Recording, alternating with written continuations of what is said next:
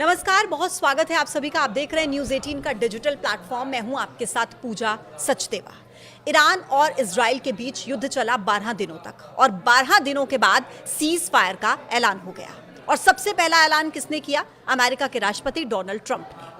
लेकिन जब से दोनों देशों के बीच युद्ध विराम का ऐलान हुआ, तब से खामेनेई कहीं नजर नहीं आ रहे थे। लेकिन अब सामने आया है खामेनेई का एक संदेश, जिसमें वो कह रहे हैं कि हमने अमेरिका के मुंह पर जोरदार तमाचा मारा है और ईरान की बड़ी जीत हुई है। उधर इजराइल की तरफ से भी यही दावा किया जा रहा है कि इजराइल की जीत हुई है। लेकिन क्या वाकई मिडिल ईस्ट का ये युद्ध अब थम गया है? अमेरिका आगे क्या करने वाला है? राष्ट्रपति डोनाल्ड ट्रंप का अगला कदम क्या होने वाला है? इन सब सवालों पर आज हम चर्चा करेंगे। मेरे साथ मेरे वरिष्ठ सहयोगी अंकुर त्यागी इस वक्त मौजूद हैं। अंकुर जी, सबसे पहला सवाल आपसे ये है कि खामेनेई जो ये कह रहे हैं कि ये ईरान की जीत है, उधर इजराइल भी यही दावा कर रहा है, एक्चुअल में जीता कौन है और क्या सच में युद्ध विराम हो चुका है? देखिए पूजा, सबसे पहली बात तो ये है कि जब भी कोई लड़ाई होती है इस दुनिया में, तो हर देश अपनी अपनी जनता को ये बताता है कि हमारी जीत हुई है। तो ऐसे ही ईरान ने भी अपनी जनता को बताया कि इस लड़ाई में उनकी जीत हुई है, और ऐसे ही इजराइल ने भी अपनी जनता को बताया कि उन्होंने जो उनका मकसद था न्यूक्लियर प्लांट्स को ख़त्म करना, उसमें वो कामयाब रहे हैं। अब कोई दिक्कत नहीं है। लेकिन एक्चुअल सिचुएशन जो होती है वो हमेशा अलग होती है। एक्चुअल सिचुएशन क्या है? अब मौजूदा स्थिति ये है कि ईरान को भी काफ़ी नुकसान हुआ है और इजराइल को भी नुकसान हुआ है। और अगर हम ईरान की बात करें तो ईरान को न्यूक्लियर प्लांट्स के अलावा बाकी जगह पे जो नुकसान हुआ है वो ज़्यादा बड़ा है, क्योंकि काफ़ी लोग मारे भी गए हैं जी। ऐसे ही इजराइल के जो तेल अवीव शहर है, वहाँ भी काफ़ी डैमेज हुआ है। और उनकी एक बड़ी लेबोरेटरी थी जहाँ पे रिसर्च होती थी, बेसिकली वो मिलिट्री के अंडर आती थी, वहाँ भी काफ़ी नुकसान हुआ है। तो नुकसान तो दोनों तरफ हुआ है। इसमें किसी की भी कोई ये दावा नहीं कर सकता कि मेरी जीत हुई है या मेरी हार हुई है। लेकिन बवाल मचा है न्यूक्लियर प्लांट्स को लेकर, वो मैं आगे आपको बताऊंगा जब आप ये सवाल पूछेंगे। बिल्कुल, न्यूक्लियर प्लांट्स को लेकर मेरे मन में एक बहुत बड़ा सवाल है। लेकिन उससे पहले मुझे लगता है दर्शक भी ये जानना चाहेंगे कि जब से युद्ध विराम हुआ उसके बाद से अब तक खामेनेई को किसी ने नहीं देखा।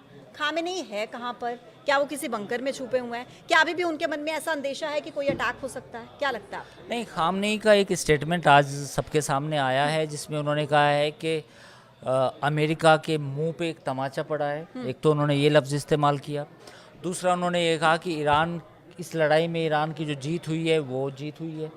तो खामनेई का स्टेटमेंट आया है। हाँ, ये बात बिल्कुल सही है आपकी कि वो जनता के सामने नहीं आए जैसे पहले आते थे जी। बट देखना होगा कि अगले एक हफ्ते या 2 हफ्ते में वो शायद जनता के सामने आए, ईरान के लोगों के सामने आए। बट अभी उनका स्टेटमेंट आया है, और स्टेटमेंट की जो लैंग्वेज है या जो उनका तेवर है वो कमोबेश वही है जो युद्ध से पहले था।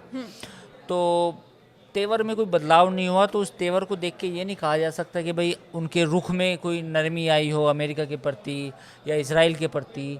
तो ऐसा कुछ दिखाई नहीं दे रहा। लेकिन अंकुर जी, ये भी कहा जा रहा है कि खामेनेई की तरफ से जो स्टेटमेंट दिया गया उसमें उन्होंने ये भी कहा है कि आगे भी युद्ध हो सकता है, आगे भी हमला किया जा सकता है। हाँ बिल्कुल, जो उन्होंने स्टेटमेंट दिया है उसमें उन्होंने साफ तौर पे कहा है कि हम आगे भी अमेरिका के बेस को निशाना बना सकते हैं, हम आगे भी इजराइल को निशाना बना सकते हैं। तो जो पहला सवाल आपने पूछा था बिल्कुल वहीं घूम के आगे कि लड़ाई अभी ख़त्म नहीं हुई है, दोबारा से हो सकती है, कभी भी हो सकती है, 2 4 6 महीने बाद या 1 साल बाद। और ये अब पूरी दुनिया में यही तनाजुर कह लें या एक तरह से यही तकाजा कह लो।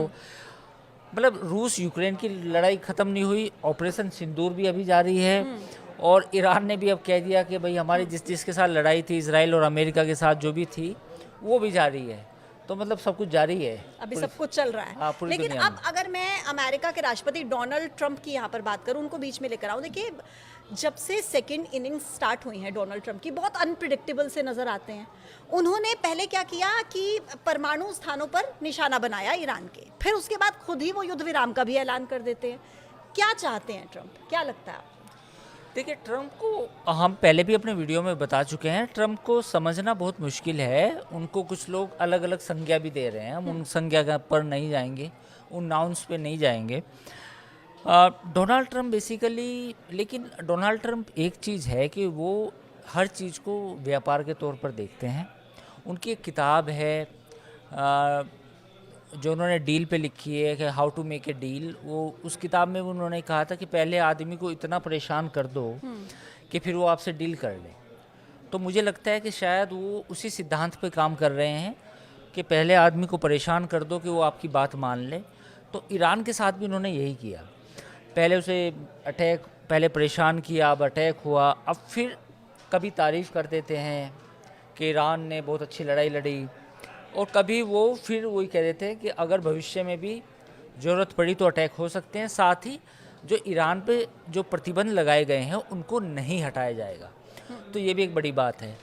तो ट्रंप को समझना मुश्किल ही नहीं, नामुमकिन है, लेकिन एक चीज़ समझिए कि ट्रंप को मालूम है कि वो क्या कर रहे हैं, क्योंकि वो बैक ऑफ द माइंड वो चलता रहता है।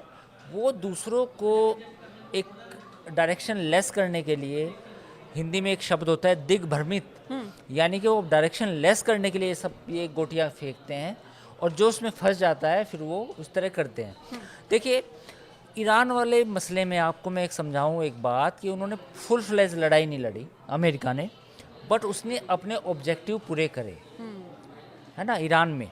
तो ट्रंप ने बहुत स्मार्टली मूव करा, यहाँ इनकी तारीफ़ है।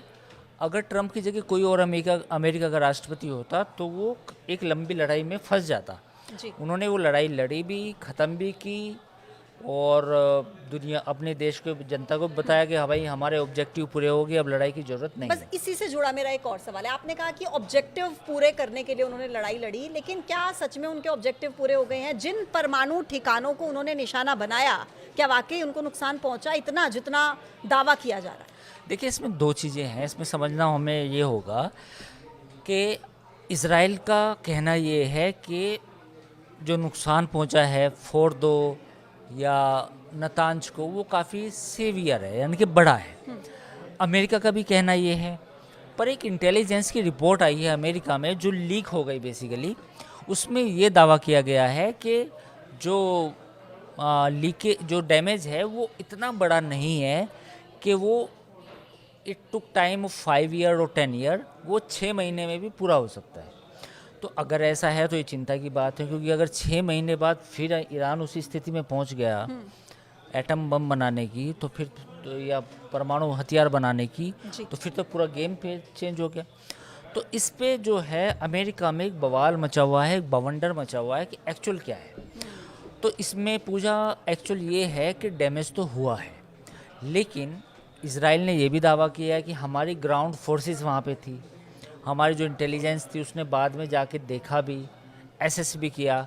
लेकिन मेरा मानना ये है कि डैमेज हुआ है, पर अगर ईरान पूरी ताकत से फिर से उसे रीबिल्ड करे जी। और इसमें अगर चीन उनकी मदद करने लगे या रशिया मदद करने लगे, तो फिर ये डैमेज ऐसा नहीं है कि इसमें सालों लगेंगे। लेकिन अगर ईरान इसे रीबिल्ड करने की कोशिश करेगा, तब फिर ये लड़ाई और स्ट्रगल की सिचुएशन क्रिएट हो सकती है। बिल्कुल, लड़ाई तो है, लड़ाई तो अभी भी दोनों तरफ से कहा गया है कि अगर भविष्य में कुछ होता है तो फिर लड़ाई होगी। इवन जो आयतुल्ला खामनी का जो बयान है लेटेस्ट, उन्होंने कहा है कि भाई हम अमेरिका के मुंह पे तमाचा मारा है और हम जवाब देंगे, भविष्य में भी, फ्यूचर में भी हम जवाब देंगे, भविष्य में भी जवाब देंगे। तो ये तो जारी है। तो ये तो लड़ाई 1-1.5 साल बाद फिर हो सकती है, 6 महीने बाद फिर हो सकती है अगर कुछ हुआ। बिल्कुल। अब एक स्टेटमेंट पर आते हैं पाकिस्तान की। पाकिस्तान देखिए, राष्ट्रपति डोनाल्ड ट्रंप के लिए नोबेल पुरस्कार की मांग कर रहा था, और फिर अब जब अमेरिका की तरफ से हमला कर दिया गया ईरान पर, यूएनएससी की जो बैठक हुई उसमें हमने देखा कि पाकिस्तान ने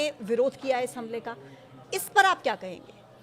देखिए, पाकिस्तान की तो स्थिति ये है कि पाकिस्तान खुद एक्सपोज हो जाता है। एक दिन पहले उन्होंने डोनाल्ड ट्रंप के लिए नोबेल पीस प्राइज़ की बात की, नेक्स्ट डे ईरान में अटैक हो गया। हाँ। तो ये काफ़ी एम्ब्रेसिंग था। एम्ब्रेसिंग ये था कि आपको खुद पता नहीं कि आपके बगल में जो पड़ोसी मुल्क है जिसके साथ आपकी सीमा लगती है, आपका पूरा बॉर्डर है, वहाँ पे अटैक होने वाला है, और आप जिनके लिए नोबेल पीस प्राइज़ की बात कर रहे हो, कहीं ना कहीं उनकी भी सहमति है, यानी कि अमेरिका की सहमति के बगैर तो इजराइल ने अटैक नहीं किया होगा, ये बताया तो ज़रूरी होगा कुछ घंटे पहले। तो पाकिस्तान की जो स्थिति है वो काफ़ी बेहद ही, मतलब एक ऐसे मुल्क की बन चुकी है अनफॉर्चुनेटली, कि जो दुनिया के सामने बार बार अपनी मजाक उड़वा लेता है ना। उसको यही नहीं पता कि बेसिकली लॉन्ग टर्म में जो डिप्लोमेसी होती है वो कैसे होती है, और एज ए कंट्री आपको कैसे अपने इंटरेस्ट सर्व करने होते हैं। वो जहाँ भी जाते हैं वो सिर्फ शॉर्ट टर्म गेंस देखते हैं कि मेरा ये फ़ायदा हो जाए, यहाँ से हमें पैसे मिल जाएं या कुछ हो जाए। वो एज ए कंट्री कभी अपने आप को, ये जो वहाँ के लीडर हैं, अब आसिम मुनीर को देखिए, वो अमेरिका के राष्ट्रपति डोनाल्ड ट्रंप से मिल रहे हैं, उनकी क्या पोजीशन है? वो बेसिकली आर्मी चीफ हैं, he is not the head of the state. Head of the state कौन होता? Prime minister. लेकिन प्राइम मिनिस्टर कहाँ है? वो इस्लामाबाद में है। और आसिम मुनीर कहाँ है? वाशिंगटन डीसी में है। तो इट शोज़ के पाकिस्तान में जो कन्फ्यूज़न है सरकार के भीतर भी, वो ऐसा मतलब जड़ जमा चुका है कि अगले कुछ सालों में भी, यानी कि 10-20 सालों में भी उसके ख़त्म होने के इम्कान बिल्कुल नहीं है। ठीक है, और एक आखिरी सवाल, अभी फिलहाल मिडिल ईस्ट में आप किस तरीके की सिचुएशन देख रहे हैं? देखिए, मिडिल ईस्ट में अभी सिचुएशन कूल डाउन है, नो डाउट। इसराइल के जितने जितने ऑब्जेक्टिव थे, लेबनान को लेके, हुतीज़ को लेके, ईरान को लेके, all are met. Point is Gaza अभी भी एक प्रॉब्लम है। गाज़ा में कुछ आज भी बॉम्बिंग हुई है, वहाँ पे भी कुछ बॉम्बिंग की गई है। तो वहाँ पे ये मसला गाज़ा का जल्दी सॉल्व हो तो उसके बाद चीज़ें बेहतर की तरफ बढ़ सकती हैं। ठीक है, चलिए बहुत बहुत धन्यवाद अंकुर जी आपका। Thank you. और आज के इस पॉडकास्ट में इतना ही, फिर होगी मुलाकात एक नए वीडियो के साथ। कैसा लगा आपको कमेंट बॉक्स में ज़रूर बताइएगा, लाइक कीजिएगा, शेयर कीजिएगा। देखते रहिए न्यूज़ 18। नमस्कार।